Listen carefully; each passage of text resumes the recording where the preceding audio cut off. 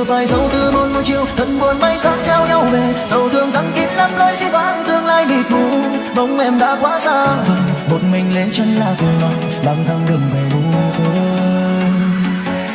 Còn gì đâu em nuôi từng kỷ niệm nhạt nhòa theo tháng năm mong chờ, về đâu đêm tối nơi bóng sáng ấy tan theo làn mây, giấc mơ này đã phai tàn cuộc tình ra đi vội con tim này đành vỡ tan.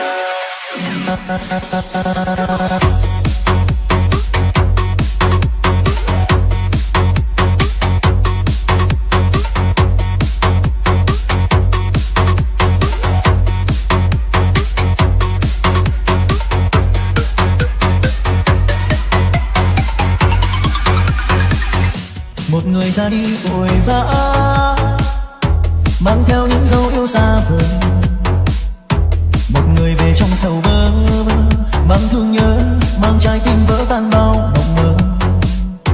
Để rồi chia ly từ đây, yêu đương hóa kiếp đau thương người ơi. Để rồi bao đêm ngồi trong cô đơn, hoài chờ mong mơ bóng em dấu yêu quay về. Cuộc tình xưa phai dấu từ một buổi chiều thân buồn bay sắc theo nhau về, sầu thương rằng ít lắm lối xi vắng tương lai mịt mù, bóng em đã quá xa vời, một mình lấy chân lạc loài lang thang đường về u. Còn gì đâu em nuôi từng kỷ niệm nhạt nhòa theo tháng năm mong chờ, về đâu đêm tối với bóng sáng ấy tan theo làn mây, giấc mơ này đã phai tàn cuộc tình ra đi vội vàng con tim này đành vỡ tan.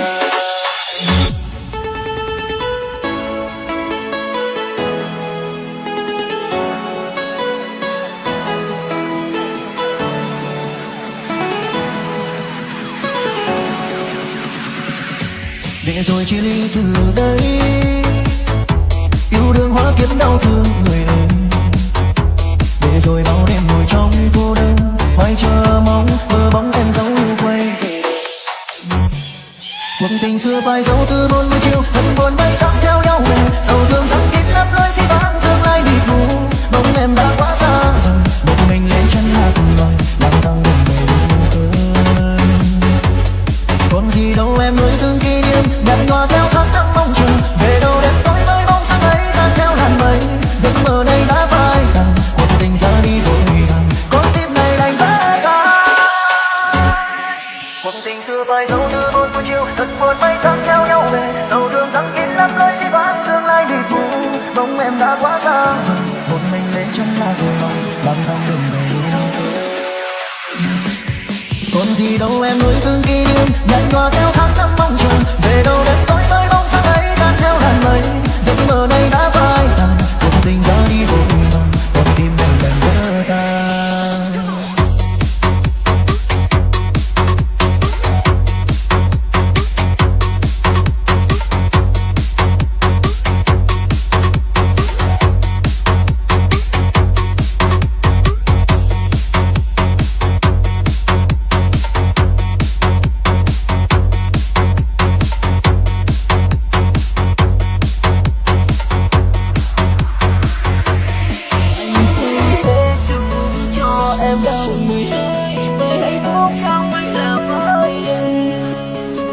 Anh không như người ta dù có như thế nào thì cũng mong cho người yêu được hạnh phúc. Anh không thể tha thứ và không thể bao dung, dù anh biết anh sẽ trong nắng trong những đêm giá lạnh. Nụ cười ở trong anh không vẫn vẫn thế như từ lâu.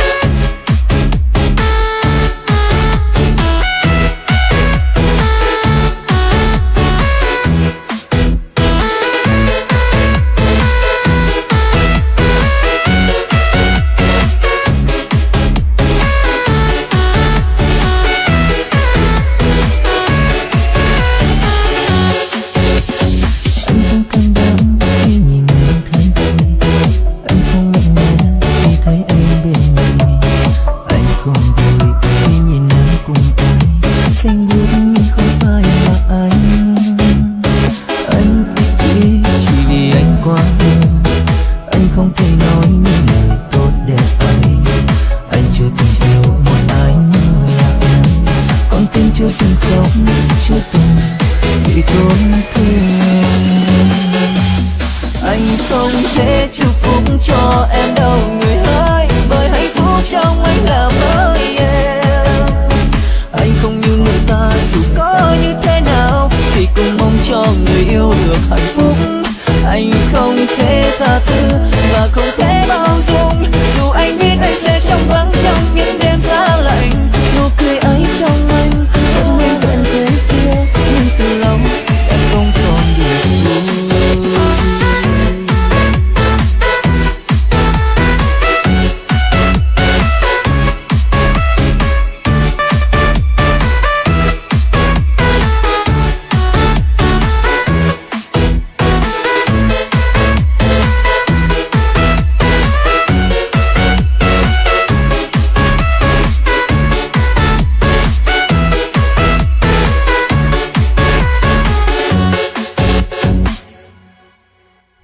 Anh không can đảm khi nhìn em thấy buồn, anh không mạnh mẽ khi thấy em bên mình, anh không vui khi nhìn em cùng anh xin bước nhưng không phải là anh.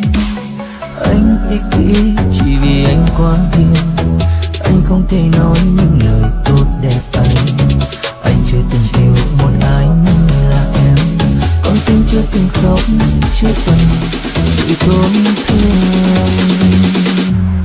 Anh không thể chúc phúc cho em đâu người ơi, bởi hạnh phúc trong anh là với em. Anh không như người ta dù có như thế nào thì cũng mong cho người yêu được hạnh phúc.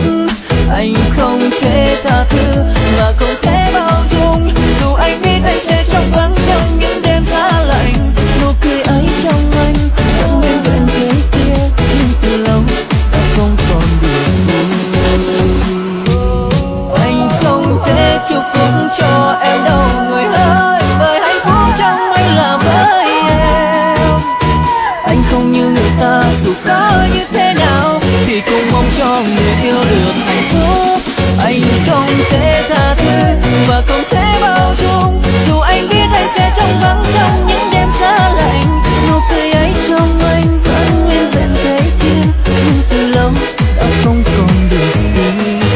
Nụ cười ấy trong anh vẫn nguyên vẹn thế kia, nhưng từ lâu đã không còn được.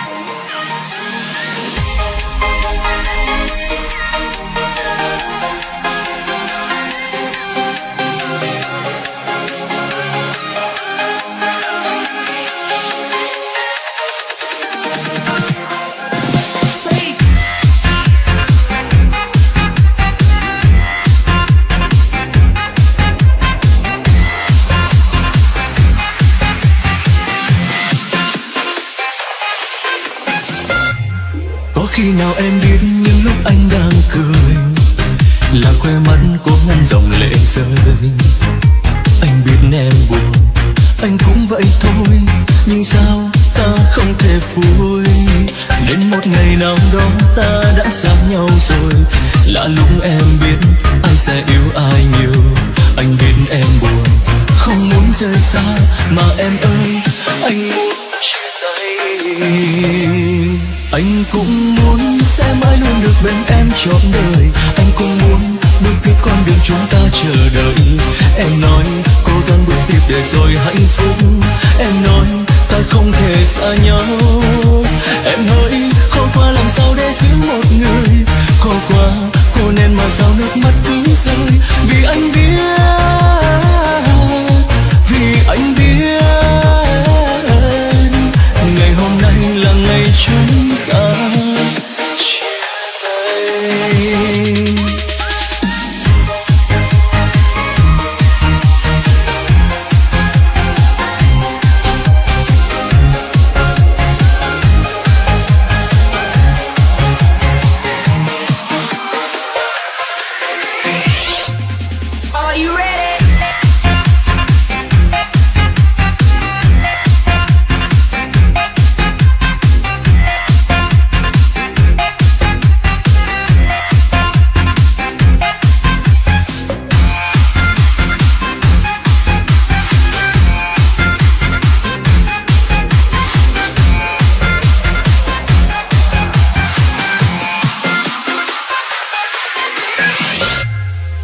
Nếu một ngày nào lỡ ta bước qua nhau rồi, lạ lúc em biết ai sẽ yêu ai nhiều.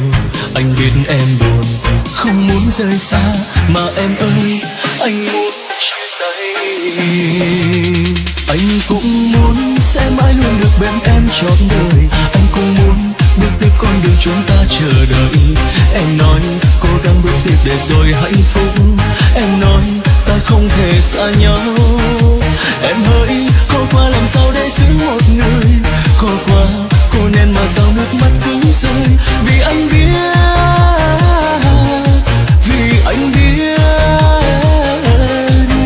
ngày hôm nay là ngày chúng ta chia tay. Em hỡi khó qua làm sao để giữ một người. Khó qua cô nên mà sao nước mắt cứ rơi. Vì anh biết, vì anh biết ngày hôm nay là ngày chúng ta chia tay.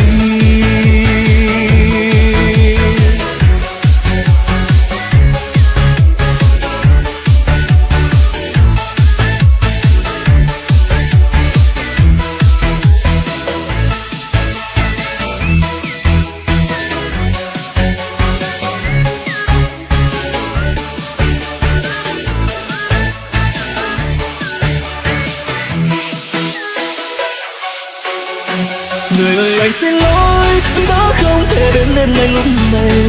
Người điều cho anh và hãy thứ tha cho anh em nhé.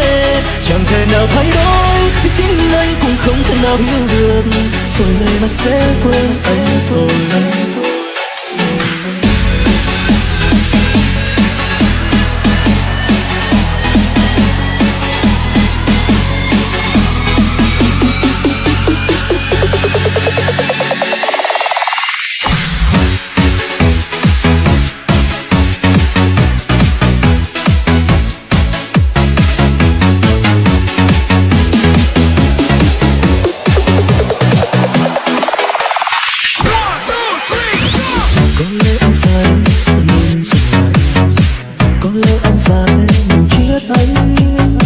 Kết thúc là điều anh không muốn. Anh biết như thế làm em đau. Không phải vì anh đã hết yêu em, mà vì khoảng cách đôi ta quá dài. Người ơi anh xin lỗi vì đã không thể đến em ngay lúc này. Người điều cho anh và hãy thứ tha cho anh em nhé. Chẳng thể nào thay đổi chính anh cũng không thể nào hiểu được. Rồi em sẽ quên anh thôi.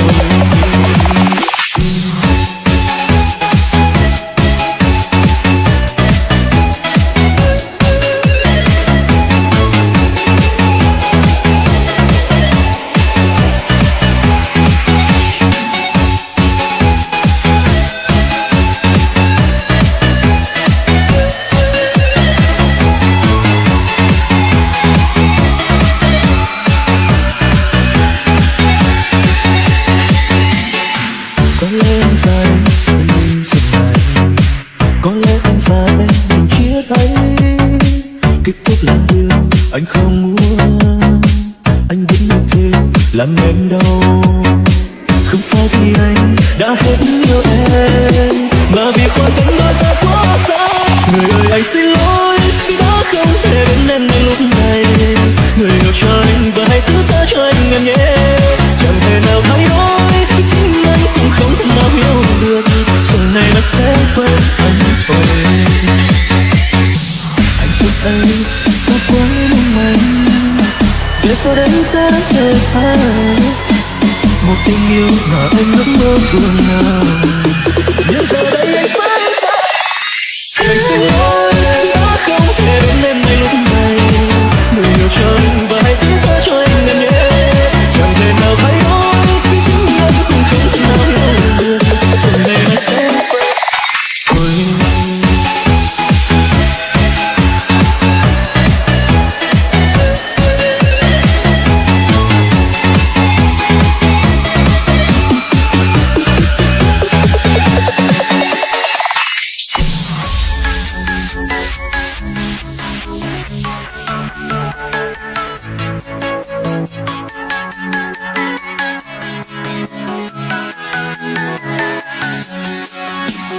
Anh không quan tâm em yêu ai như thế nào, anh chỉ cần em luôn bên cạnh bên anh.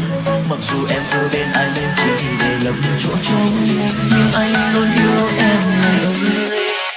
Có phải anh cứ cố gắng yêu em là không? Có phải trong mắt em anh không bằng người ta? Anh không mong một mai anh là người thay thế, nhưng anh cần em biết rằng anh yêu em thật lòng. Anh biết rằng em vẫn chưa quên được ngày tháng, người ta và em sẽ chia biết bao vui buồn. Nhưng anh vì em được vui, anh vẫn luôn mỉm cười. Lòng thầm mong em yên bình hạnh phúc.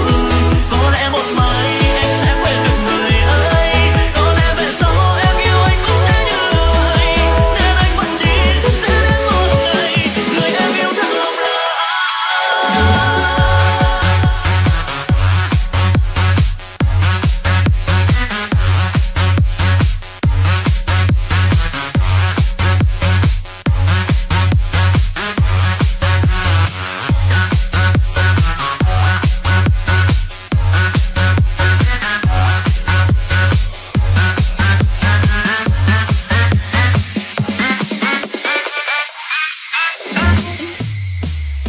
Có phải anh cứ cố gắng yêu em là không?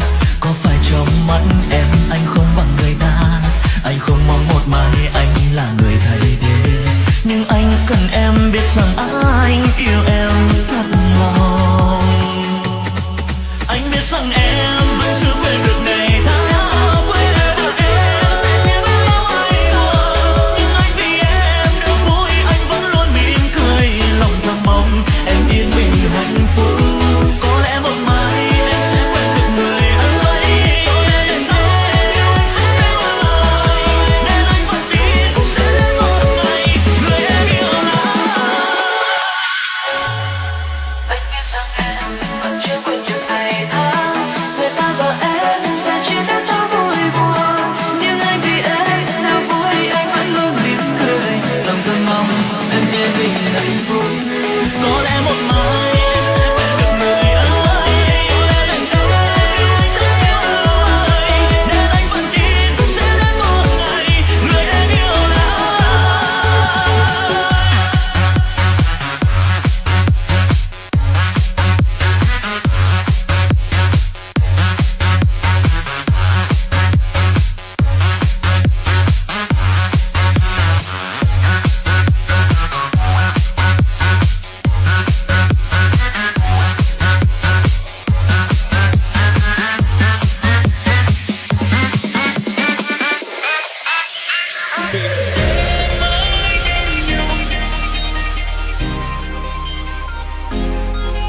Vì trong con tim anh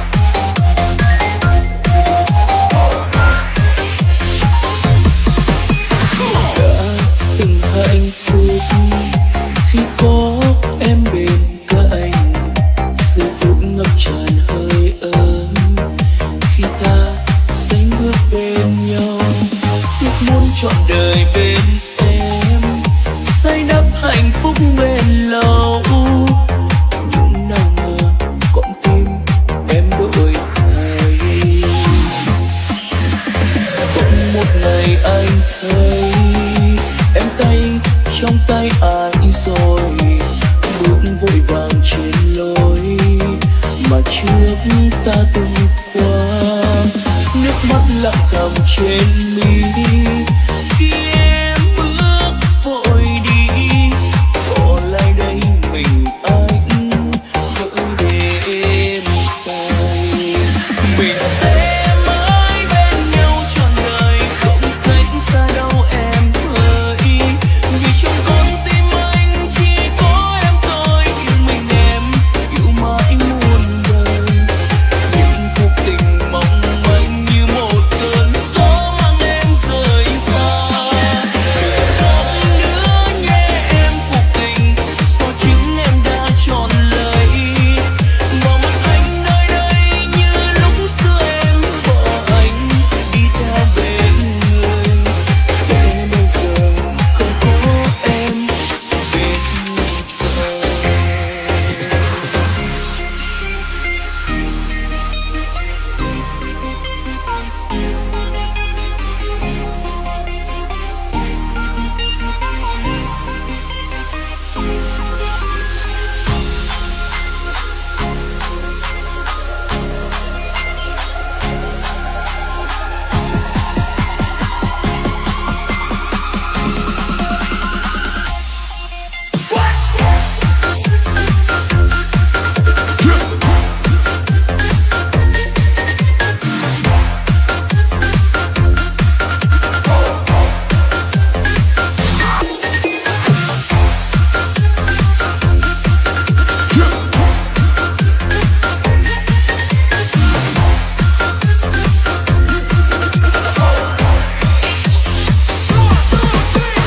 Bỗng một ngày anh thấy em tay trong tay ai rồi, bước vội vàng trên lối mà trước ta từng qua.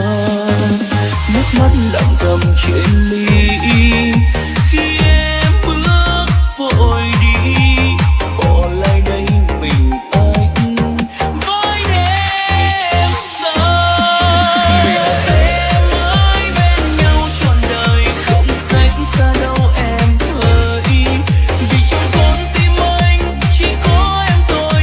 Yêu mình em, yêu mãi muôn đời, những cuộc tình mong manh như một cơn gió mang em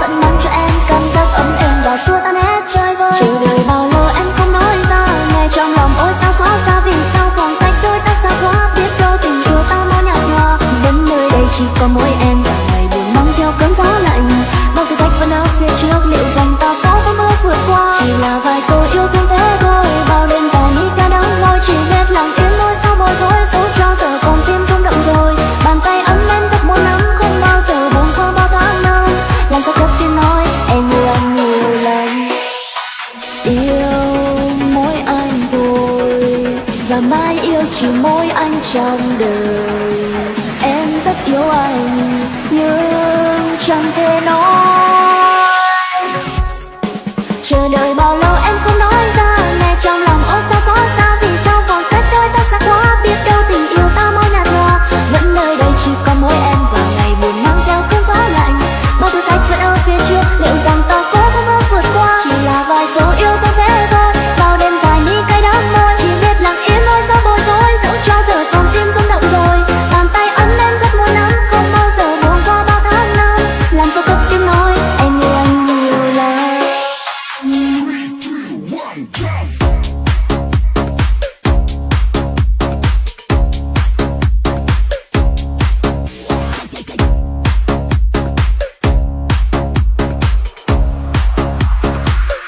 Giờ người xa mãi bên nơi phương trời xa xôi, nhưng lòng anh vẫn ngóng trông vẫn nuôi hy vọng. Mong người ở phương xa trái tim em sẽ hiểu cho anh. Từng giọt nước mắt rơi trong đêm dài cô đơn, chỉ làm nỗi nhớ đến em nhói đau trong lòng. Riêng mình anh ôm nỗi đau xa